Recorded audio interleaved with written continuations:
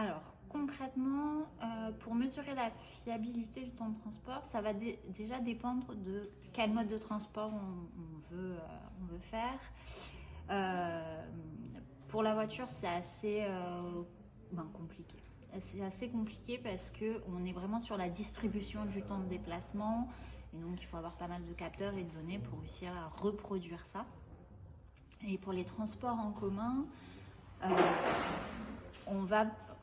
on peut le faire par la distribution, mais ça fonctionne pas très bien parce que les transports en commun ont quand même des contraintes horaires assez fortes. Donc souvent, on part plus sur des notions de retard plutôt simples pour mesurer cette fiabilité.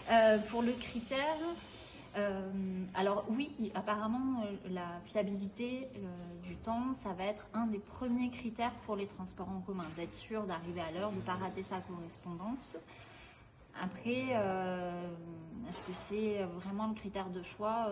Pas toujours, parce que là, moi, dans les études que j'avais menées, c'est un peu contre-intuitif, mais en fait, le transport aérien est beaucoup plus en retard que le transport ferré.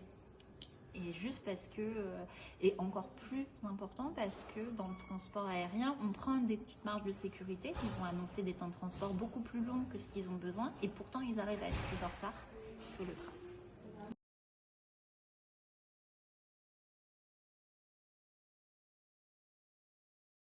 Bon, tout va dépendre de la définition du bien-être. Si on reste sur quelque chose d'économie, une définition très économique, on va calculer les surplus et on va les comparer, savoir entre des situations si ça s'améliore.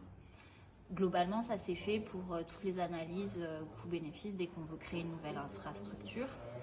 Après, est-ce que c'est suffisant? Pas forcément. Voilà, on va peut-être passer à côté des notions d'équité, de justice, même de confort. On arrive à le prendre en compte, mais plus difficilement. Donc, on va dire que tout dépend de la définition qu'on